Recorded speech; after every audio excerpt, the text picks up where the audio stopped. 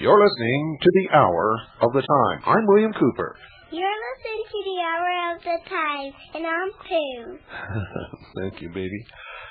Well, folks, that was an entertaining Radio Freemasonry episode there, but unfortunately for them, our Cadgy man in New Orleans kicked their butt, and when he started asking the right questions, pursuing the correct line, they were reduced to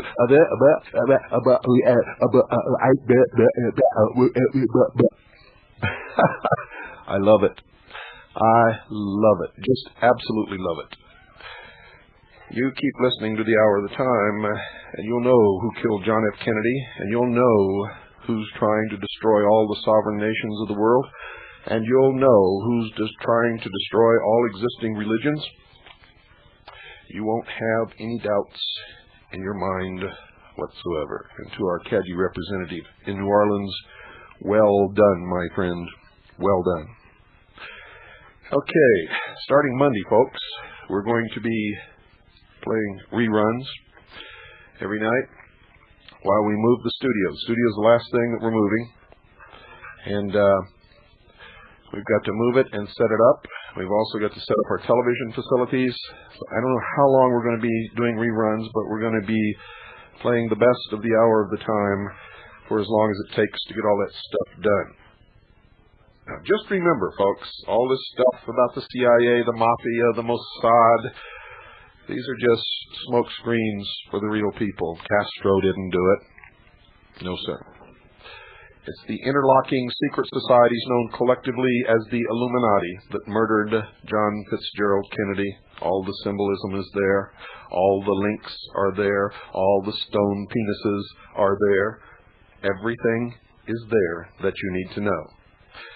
The Scottish Rite of Freemasonry, Southern Jurisdiction, B'nai B'rith, the ADL, which has links to the Mossad, the higher echelons of the Mafia, which was set up by Giuseppe Mazzini as an arm of the Illuminati, the Knights Templar, the Sovereign and Military Order of the Knights of Malta, and I could go on and on and on, but those of you who have been listening to this program, you know what's happening, you know who's bringing it about, and you know what's going to come of it.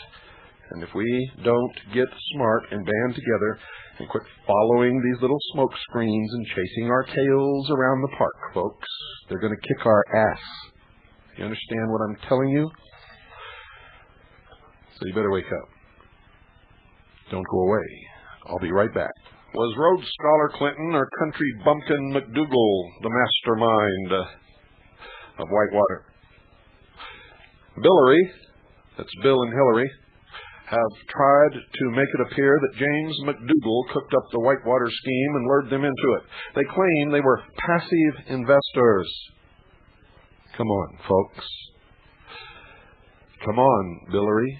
You guys can do much better than that if you just put your minds to it, can't you? McDougal is a country bumpkin with average brains and little education, a perfect patsy, and so far he fits the bill just right. Falls right into his niche, doesn't he? He's now broke and failing health and living on $750 a month in a broken-down apartment. Trying to tell me that this is the man who scammed hundreds of millions of dollars, and he has nothing?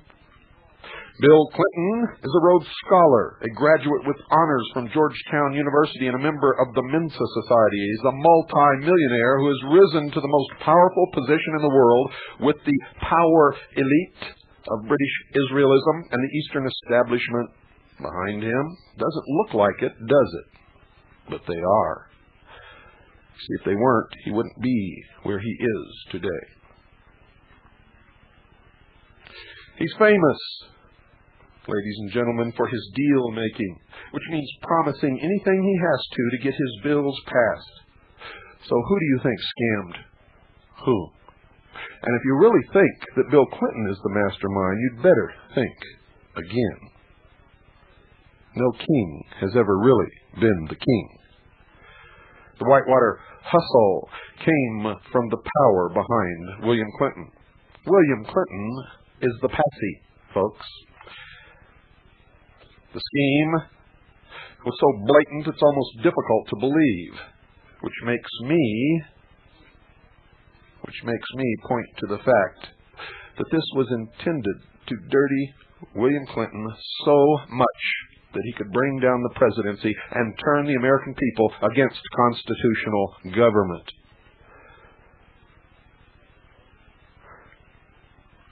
The Clintons put up no money for Whitewater. No money. They had no money. The money came from the real power and the real brains. They invested next to nothing, and even that was borrowed. Their losses are zero, folks. Forget the $68,900 loss they claim. We'll show you a bit later it's entirely a fabrication. And they're telling us McDougal, who used to be a Clinton aide, just gave them a 50% deal in a lucrative land investment for nothing. Just a little favor for a friend? Bullshit. Clinton put up no money, no time, no expertise, not a single contribution. That's not the real world, folks. In a legitimate project, you never take anyone on for free and give them 50% of their business. You put them in because they give you some benefit, or they buy it. But this was not a legitimate project, you see. The whole point of Whitewater and Clinton's and his cronies' other land loan deals was to milk the depositors and taxpayers of millions of dollars, all the while showing a loss or minimal income to the IRS and the public, and to dirty Bill Clinton for what was to come later. The Clintons and their partners, the McDougals, operated Madison Guarantee as their personal piggy bank. They looted depositors' money to pay off Bill Clinton's personal campaign debts and to raise money for his campaign to become president of the United States. After stealing as much money as they could, Clinton and his partners watched as Whitewater went broke. It was the typical Florida swamp deal of the 30s. Nope, it was worse. And don't forget, folks, it didn't just happen here. It happened to savings and loans all across the United States as part of a very careful plan of milking money from the sheeple to finance drugs for arms to bring down this nation and other nations. The Clintons claim they lost $68,900 on Whitewater. If their former partner, James McDougal, and their real estate agent, Chris Wade, are to be believed, they didn't lose a penny. As McDougal put it, I put money into it. Money was owed me. I don't remember them putting anything in. Quote, I could sink it quicker than they could lie about it if I could get in a position so I wouldn't have my head beaten off, unquote, said McDougal. Quote, and Bill knows that, unquote. Why wasn't this so-called loss ever recorded on Bill and Hillary's income tax return? Bill says it was just an oversight. Well, that's very interesting. Coming from a man who took a $2 deduction for his used underwear donated to the Salvation Army. Hash marks and all. Hillary Clinton certainly didn't forget to take a $5,133 deduction for interest on a Whitewater loan she didn't even pay. What's more, the Clintons did list a $1,000 capital gain on their taxes for Whitewater. So what happened to the $68,000 they supposedly lost? Why wasn't that on there? Because they knew that that would ring bells. Between 1978 and 1982, Whitewater generated sales of almost $300,000. Where did all that money go, dear sheeple? Even their real estate agent, Chris Wade, can't understand the $68,900 loss. Wade says, quote, I don't see where they could have lost money, unquote. He also said that Whitewater appeared to generate enough income from land sales to cover its expenses and that he regularly deposited money from lot payments into Whitewater's account. Hidden profits, laundered money, disappearing cash, fraud and deceit appear to permeate every event in the Whitewater Clinton saga, and in fact, Clinton's whole life. Consider an early sale of a Whitewater lot in 1980. The property in question was their prime lot, 28 acres overlooking the White River. The Clintons and the McDougals supposedly paid $882.61 per acre for this property, 3 times what it was worth, according to one real estate expert, which works out to $24,713.08. But when they sold the lot to real estate agent Chris Wade in 1980, they recorded a $2,000 price for the entire 28 acres on the tax stamps. Wade says he paid $32,000 for the property. He resold it to a Texas couple for about $43,000.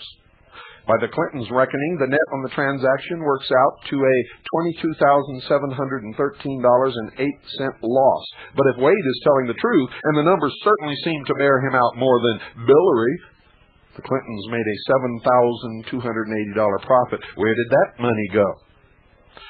A few years later, Wade was involved in another unusual transaction with the Clintons and McDougalls. He wanted to buy Whitewater's 24 remaining lots, but he did not have cash. Quote, "I had an airplane and no money, and they had the lots," unquote, Wade said. He ended up giving the plane to McDougal and assuming $35,000 of Whitewater's $100,000 debt. McDougal sold the plane to Seth Ward, who turned around and sold it back to one of McDougal's shell companies, which in turn borrowed the money from Madison, and McDougal pocketed the proceeds. Billary, let me see if we've got this right. Let me see. Let me just sort of check this out here. Let's talk about this and see how it sounds. Bill and Hillary, you buy a piece of property. The bank lends you more than it's worth. You claim you sold off all the best lots for 10 cents on the dollar and the worst lots for 35 cents on the dollar, while your real estate agent is saying you had $300,000 in sales. Of course, you don't keep track of any of the transactions. You don't record the deeds with the courthouse, and the deeds disappear. You can't find the checks that paid the interest on the loans. Your accounts on the project had possibly $1 million or more run through them over a 10-year period. But let me see. Oh, that's right. You say the money's gone, and you don't have it. How is this possible? No, folks, the numbers don't add up. It doesn't make any sense. That money went somewhere, and Bill, Hillary, and their cronies, and others, unnamed, were the beneficiaries. If you could follow the money, a lot of it you could follow directly to the Drugs for Guns operation run by Ollie North and others, and to the Central Intelligence Agency. Hillary was a key player in Bill's schemes. Hillary Clinton claims she has no knowledge of the savings and loans and McDougal's handling of Whitewater. You're going to love this part, folks. But McDougal says it was always Hillary he contacted to discuss the development, and there are allegations that she had power of attorney, quote, to manage and conduct all matters, unquote, related to Whitewater. She was personally retained by the Savings and Loan as their attorney, represented them before state regulators, and she was on a $2,000 a month retainer to Madison. But she says she has no knowledge of the savings and loans and McDougal's handling of Whitewater. And Santa Claus is coming back tomorrow. Hillary was a senior partner in the biggest, most prestigious law firm in Arkansas. She got the job when Bill became governor, and from that time on, Clinton funneled huge amounts of state legal work through her firm. For example, her firm got much of the lucrative legal work for the issuance of state bonds that benefited many of their clients. They got the legal work from Madison. They represented the regulators, even against some of their own clients, and they handled the legal work for Lassiter's Bond Company, all unethical, all illegal, all criminal, all, in fact, felonies. If you wanted to do business with the state of Arkansas, it was no longer necessary to make payoffs with $100 bills and paper bags. You just went and retained Hillary Clinton. The money you paid the Clintons to do a government deal was no longer an illegal payoff, but a legal bill. Even better, it's protected under attorney-client privilege, and you can't get better than that. The benefits of retaining Hillary were often ends to the most lucrative government deals, such as the Arkansas Development Bond issues. Over the decade Bill was governor, Hillary became a multi-millionaire. And it's no wonder. Little partner in a law firm. And how did Hillary and Bill keep regulators from closing an insolvent savings and loan? Well, let's look at that, folks. The regulators knew that Madison Guaranty Savings and Loan was insolvent as far back as 1985. But Bill and Hillary used their political influence to keep the Madison open, and they succeeded for years.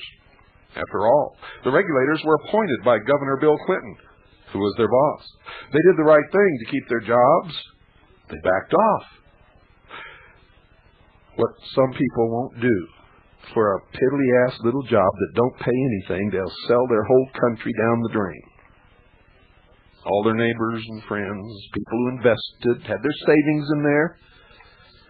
But these regulators didn't care. They wanted to keep their little old stinking job. Probably got paid $20,000 a year, which ain't chump change in this day and age, folks. I hope that doesn't insult too many of you, but it's true. It's absolutely true. I never could figure out why people consent to be the slave of somebody else working for chump change when they have the same brain as everybody else who uses their brain. Who's the boss? Who create companies, who employ other people.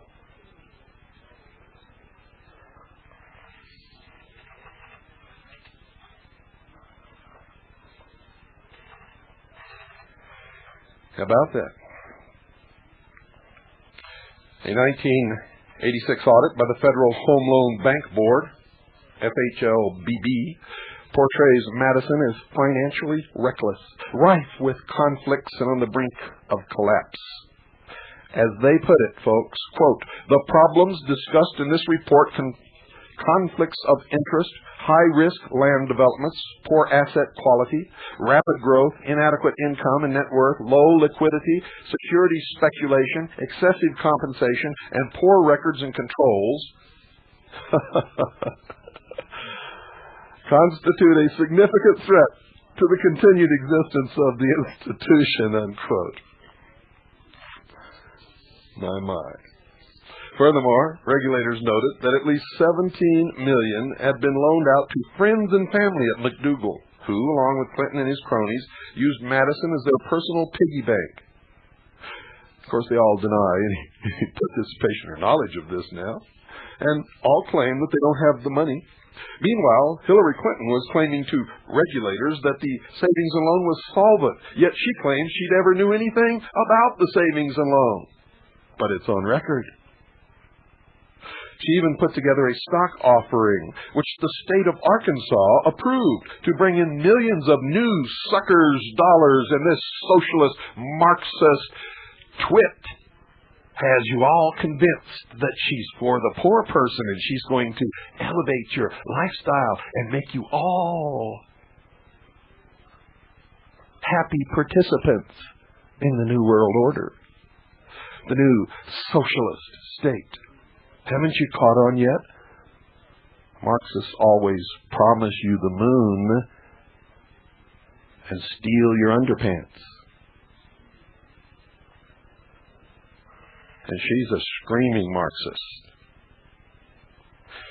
In essence, Hillary was proposing that the people of Arkansas be convinced to use their hard-earned money to shore up an insolvent savings and loan. The woman who claimed she didn't know anything about the savings and loan. The scheme was so outrageous that even Hillary couldn't sneak it by the FHLBB, who killed the deal, and it's on record. 4 years later, the federal government called the plan Hillary tried to push through fraudulent. But do you think that they prosecuted her? No. If this was you or me, where would we be right now? Why, we'd be in cell block C. And Clinton became president of the United States. And then there's the little matter of Madison's $2,000 a month payoff to Hillary. Madison Guaranty, that Hillary knew nothing about. Her husband was governor of Arkansas. She worked for the biggest, most prestigious law firm in the state. Oh, we said that, didn't we? Hillary was the ideal conduit for political favors and payoffs. When Bill did a favor for someone, the payback could go to Hillary. When the state needed outside legal representation, the work could go to Hillary's firm, and millions of dollars were funneled through her law firm. Madison Guaranty Savings and Loan is just one example. According to James McDougall, early one morning about 9 years ago, he answered a knock at his office door, and he found a winded and sweating Bill Clinton dressed for a jog on the steps. Clinton was then struggling to retire campaign debts for his gubernatorial run and to make ends meet on his $35,000 salary. The governor expressed concerns about his family's financial condition. He told McDougall things were tight and asked him to send some business to Hillary through her law firm. Quote, "I asked Clinton how much he needed," says McDougall, unquote, and Clinton said, quote, "about $2,000 a month," unquote. Later that day, McDougall directed an executive at Madison to immediately put Hillary Clinton of the Rose Law Firm on retainer for that amount. Quote, "I hired Hillary Clinton because Bill came in whimpering that he needed help," said McDougall. "The bank said he had no specific legal work in mind when he hired Hillary," unquote. McDougall said he recalled the event vividly because he was so uncomfortable during the meeting, not over the retainer issue, but because throughout the conference, Clinton sat sweating at McDougall's new leather desk chair, an expensive gift from his wife. Ain't being rich tough, folks? The house that Hillary built. It was Hillary who built the first model home in Whitewater. Although the land was already mortgaged by Whitewater through the Citizens Bank of Flippin, Hillary took out a $30,000 personal loan from the Bank of Kingston, also controlled by McDougall, putting nothing down. McDougall couldn't borrow the money because, being an owner of the bank, it would arouse suspicions among the regulators. Whitewater Development Corporation could not borrow the money itself because its only asset, the land, was pledged as collateral for the current loans. But Hillary, oh yes, Hillary was able to get the loan and pledge it to Whitewater, which then paid the interest and the principal. The banking commissioner in Arkansas has said this loan violated state laws, and probably federal laws as well, although Whitewater was paying the loan off, and Hillary had never paid Whitewater for the lot. She built the model home and then sold it at least twice, folks. She sold this thing twice. One source suggests more. Whitewater essentially gave her the property. She paid no taxes on this gift, but she did take the interest payments off on her income tax to the tune of $5,133. The Clintons claimed this was a mistake, but since the statute of limitations is long past, Hillary say they are not required to pay it. And why am I talking about all these taxes that they paid or didn't pay? Simply, folks, they have declared that they are taxpayers, and since they volunteered, they're obligated to pay it. At one point, she appears to have sold the property 2 days before she had bought it back from the last sale. Investigators haven't been able to track the profits on these sales. Oh, no. You see, the records were lost. You try that. The sales were done on unrecorded contracts. Not only were the records lost, but the contracts were unrecorded. The deeds were not recorded with the courthouse, and the deeds have disappeared. So there's no place regulators can go to get a reliable record of the transactions. All we have is the Clintons' word. And try selling that property today. It's a title company's nightmare. Try to get title insurance on something that's been through that kind of a mill. Some pieces of property being sold 2 or 3 or 4 times. Madison guarantees fast and loose loans to Bill Clinton and his cronies could never have gone on as long as they did without Hillary. The bank examiners got on to Madison as early as 1984. They discovered the insider loans to Clinton's and his political cronies, as well as family and friends of McDougall. In fact, a 1996 report by the Federal Home Loan Board painted a grim picture of Madison's prospects. It detailed what it said were widespread abuses by the thrift and risky land deals for which the economic justification is questionable. The viability of the institution is jeopardized through the institution's current investment and lending practices in real estate development projects. Oh, these bureaucrats can sure come up with words, can't they? But Bill and Hillary used their political leverage to keep the state regulators away, and it wasn't until 4 years after the first signs of impending collapse that state regulators closed the operation finally.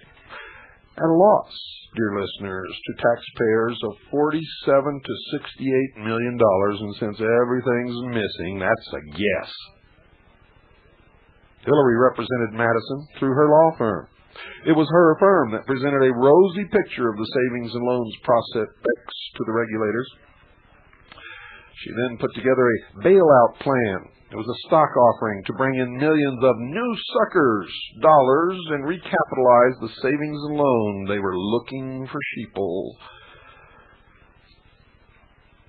Hillary's plan was reviewed by Securities Commissioner Barbara Bassett Schaefer, a Clinton appointee. Mrs. Schaefer had been on the job for 3 months. Before her appointment, she had been an attorney at a firm that represented Madison.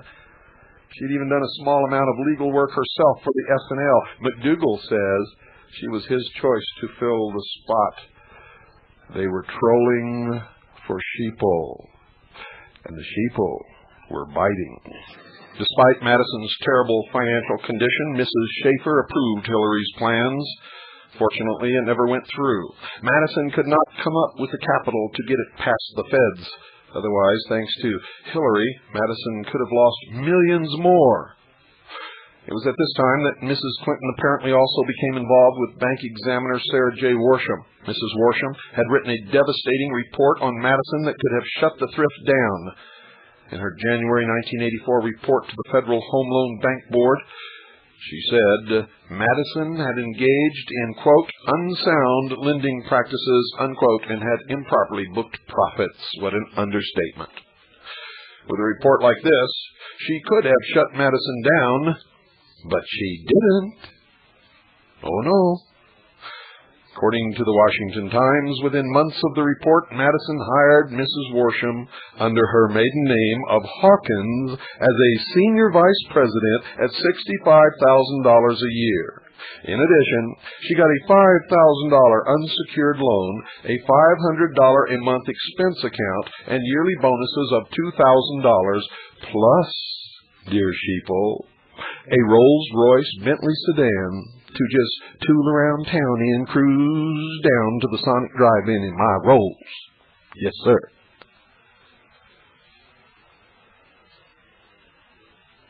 And Bill Clinton says, enough of this Whitewater stuff. It's taking me away from the important business of running the nation. Don't you mean ripping off the nation, Bill? Just like you ripped off Arkansas? Don't you mean destroying the nation, destroying the presidency, destroying the credibility of constitutional government? Don't you mean, Bill, destroying the faith of Americans in constitutional government, in freedom? Isn't that what you really mean, Bill?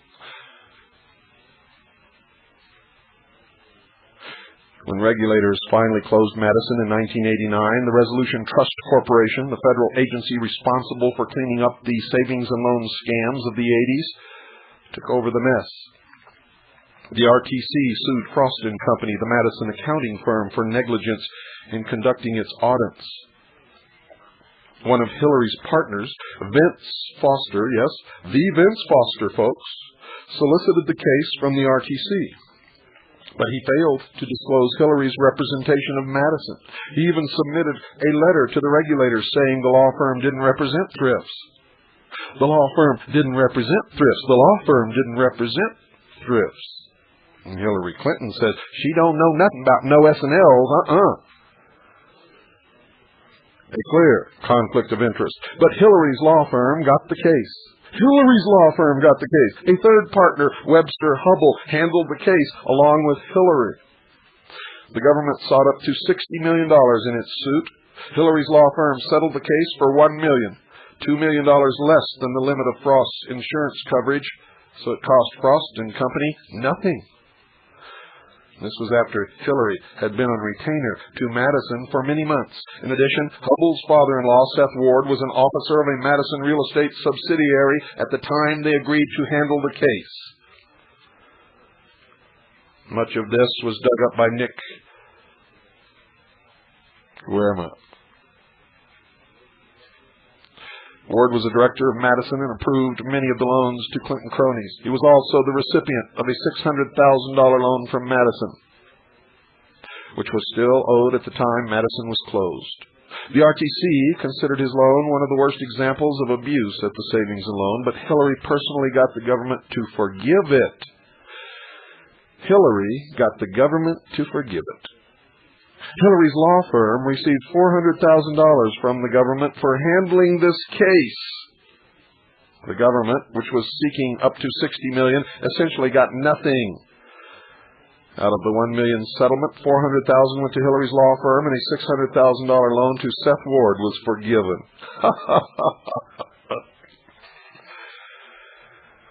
Oh, ain't socialism great, folks? Don't you just love it?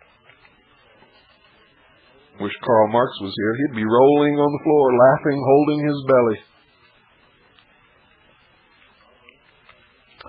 Hubble, the partner who handled most of the Frost suit, was later appointed by Bill Clinton as the number 3 person in the Justice Department. Justice. Justice. Just us. Just us. And we ain't included in that us, folks.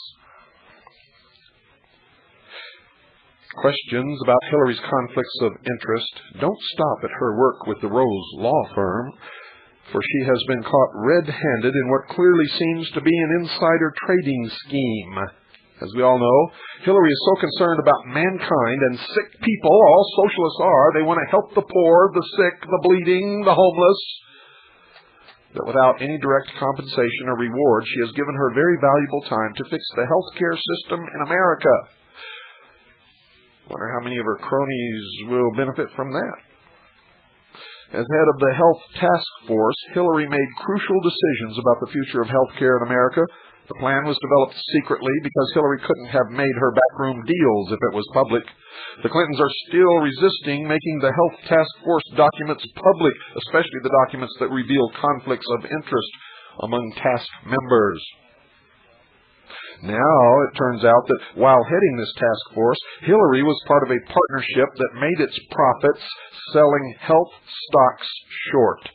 In other words, folks, capitalizing on downward moves in the stocks. Hillary had as much as $100,000 in a hedge fund called Value Partners One, which is based in Little Rock. Evidently, she was impressed when she read about Ivan Boesky. Most funds with short-selling strategies were hammered in '93 because of the stock market boom, but stocks in the healthcare fields plunged dramatically. The total value of stocks in pharmaceuticals, medical hardware, biotech, and health insurance fell $200 billion. That's billion with a B, largely as a result of Hillary's health care plans. Let me say that again, folks. Stock in pharmaceuticals, medical hardware, biotech, health insurance, nursing homes, etc. fell $200 billion, largely as a result of Hillary's health care plans, and she had sold these stocks short. Do you understand what I'm saying? I know many of you probably don't, but some of you do. Hillary's statements about health care directly affected the prices of these stocks on a daily basis. Now, do you really think she didn't know this? She was an attorney with 15 years legal experience. She played the stock market. She knew the impact her statements would have on the market, and there she was investing on the swings her press releases caused, selling health care stock short. Although the press has been careful to talk in terms like conflict of interest, it's a clear case of insider trading. It's a felony. The White House isn't denying Hillary had a conflict of interest. They just say the conflict of interest statutes don't apply to Hillary. Her finances are commingled with Bill's, and as president, he is exempt from those laws. They don't call him Slick Willie for nothing. The only formal legal opinion on the subject, drafted in the 80s, declared that the conflict laws don't apply to wives of presidents because spouses aren't federal employees. Now, that might seem to get Hillary off the hook, but it doesn't. You see, when she was heading the task force, there was a lawsuit demanding that the meetings be opened to the public. The Federal Advisory Committee Act says such meetings can be closed only if attended by full-time employees of the government. As an employee, she had to be paid. How much was she paid, and where is the evidence? The lawsuit was resolved, determining that Hillary was indeed a full-time government employee, and the public was told that she was a volunteer. So Hillary is not exempt. Her own testimony, she says she was an employee of the government. Therefore, she was in a conflict of interest. But that's not even the main point.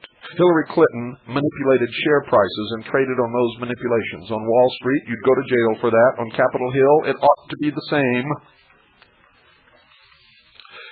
Madison Guarantee was not the only institution that Hillary and Bill Clinton and his cronies looted.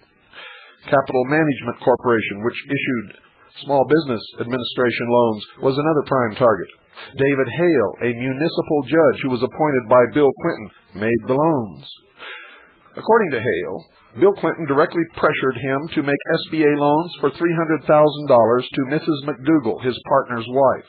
Clinton also probably pressured Hale to loan $1 million to Guy Tucker, the present governor of Arkansas. And here we go again. One more time on the merry-go-round, folks. These loans were supposed to go to socially disadvantaged businesses. Instead, they went to the multi-millionaire wife of Clinton's business partner and Clinton's lieutenant governor.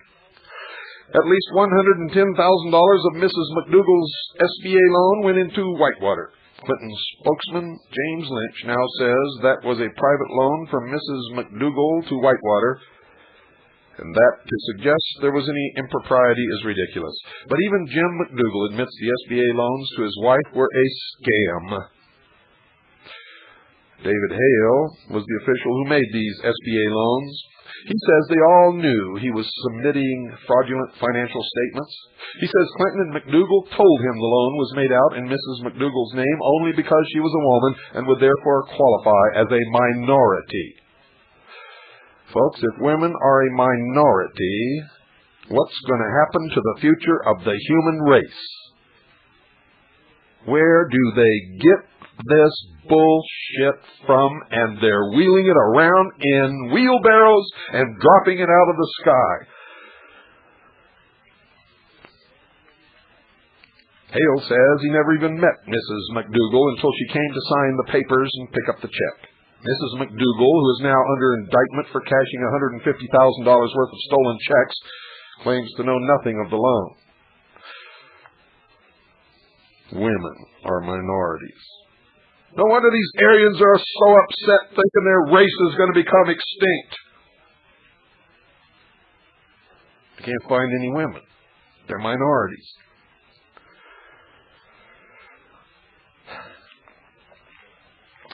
All this baffles me, folks. What do I know? I'm just a crazy conspiracy nut. I'm paranoid.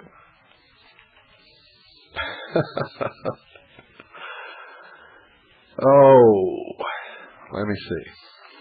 I wish my friend was here, the one that sent me the tapes. This is one of those nights I'd like to go off and sit on a mountain and talk to him. Indeed, Hale says McDougal told him the $300,000 would not be used by the designated borrower, Mrs. McDougal. Instead, he said it would conceal questionable transactions by Madison, including help to the Clintons. Hale says Clinton met twice with him about the loan, once telling him the Clinton name could not be associated with the deal anywhere in this, anywhere at all. He also said all three, McDougal, Clinton, and he, knew Mrs. McDougal did not legally qualify for the SBA loan. 3 months earlier, the McDougals had filed a financial statement showing assets of $3.1 million and net worth of $2.2 million. Quote, I knew what was going on, as we all did, Hale said, but we were friends, and that's just the way business is done in Arkansas, unquote. And guess what, dear sheeple? Of course, the money was never, ever paid back, even though Mrs. McDougal is a millionaire. Hale is now up for criminal prosecution. He says Clinton pressured him to make the fraudulent loans. U.S. Attorney Fletcher Jackson, who oversaw Hale's indictment, refused to conduct an investigation or even listen to Hale about Clinton's involvement. Hale says Jackson told him he didn't want to know anything about Clinton or Tucker because he had 8 years to retirement and was not looking to do anything to jeopardize it, unquote. Jackson later confirmed this conversation. As with Whitewater and Madison Guarantee, it was real estate that allowed Clinton and his friends to loot the SBA. You see, Whitewater was only one of the land scams invented to loot the savings and loans in banks, and not just in Arkansas, but all over the nation. Clinton appears to have connections to several such deals that involved millions in loans from Madison Guarantee and Capital Management Corporation, which issued the SBA guaranteed loans. In Texas, a man by the name of George Green was pulling the same scams in Texas as Clinton was pulling in Arkansas. And when they started to tie the hangman's noose to hoist George Green up by the nearest tree, he fled Texas and started publishing the Phoenix Journals. Oh, poor sheeple. Poor, poor sheeple. You're in big trouble and you don't even know that you're in trouble.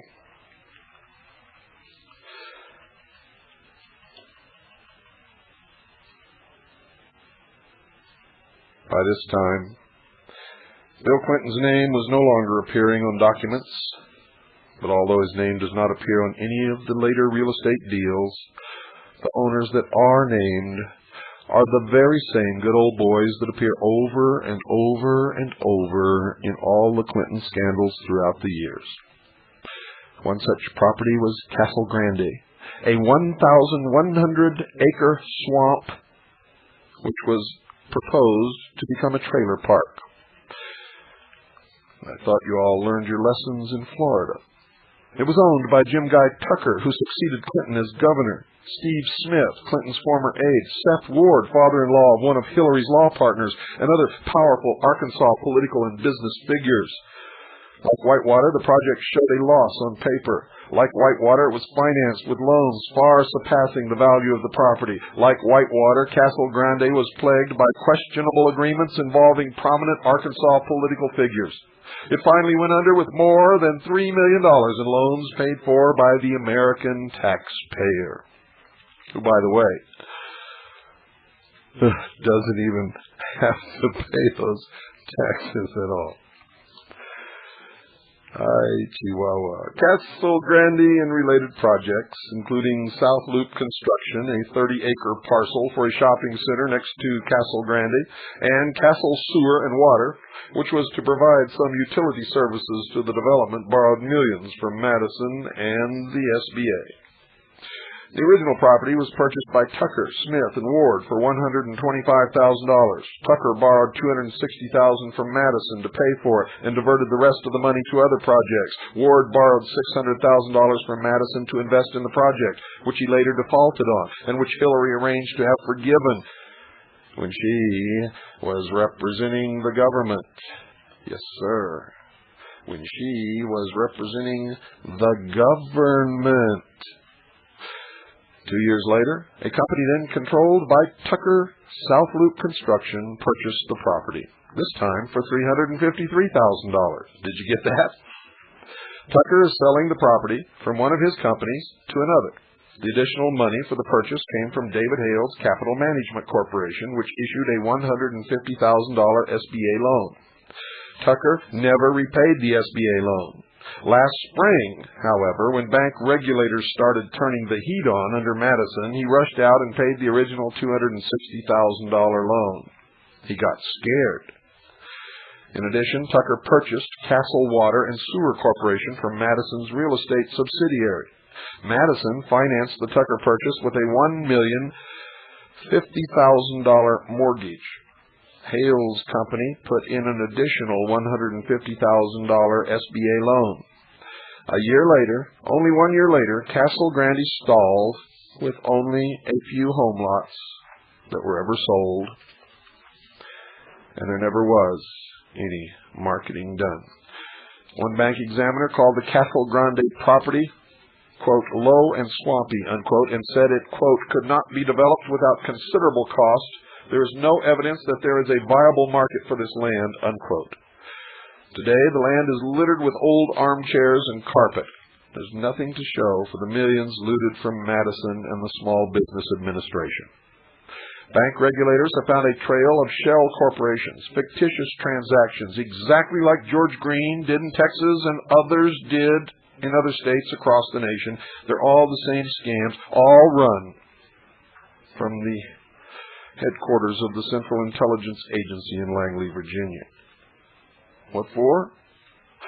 Why, to buy arms, for which to pay for drugs, with which to bring down the United States of America. That's what for.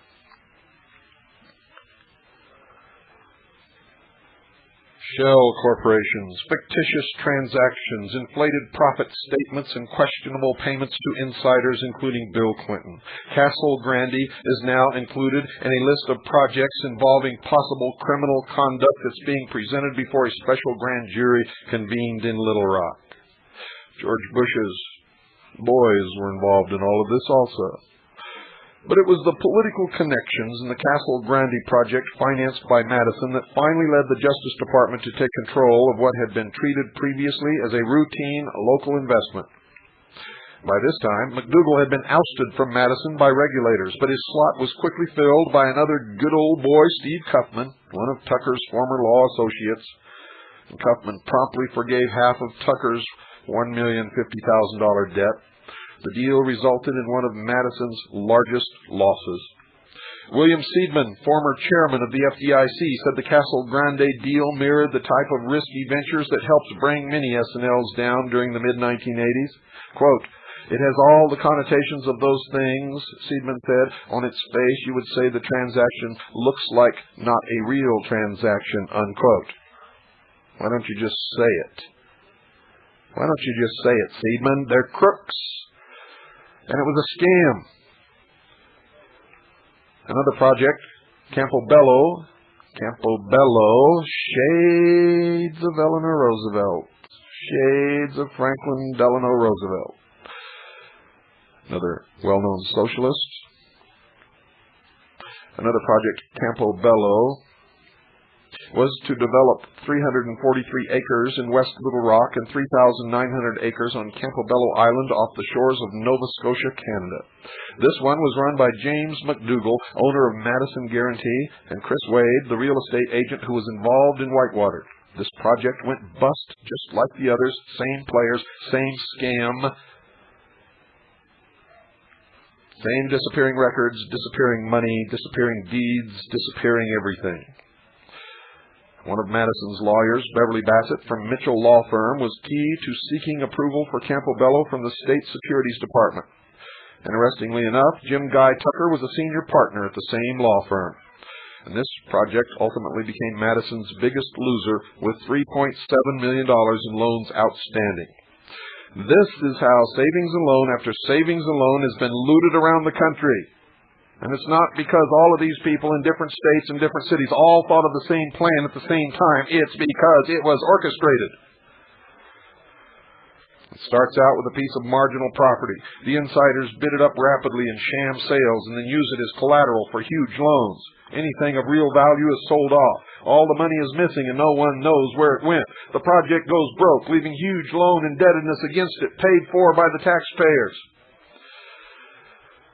As with Whitewater, the Castle Grande and Campobello land losses were terrible, despicable, but they are not the major issue here. It is the fraudulently obtained loans, particularly those that were never repaid. It's the disappearing money. Clinton's cronies used these land schemes to make millions and take millions from Madison Guarantee. They took millions from the SBA through Capital Management Corporation, owned by David Hale. Almost none of that money was ever repaid. It was stolen, pure and simple. Federal authorities are investigating Clinton's involvement in these loans. The April 3rd, 1986 SBA loan by Capital Management for $300,000 to Mrs. McDougall, routed to her company Master Marketing. $110,000 of this money is believed to have been routed into Whitewater.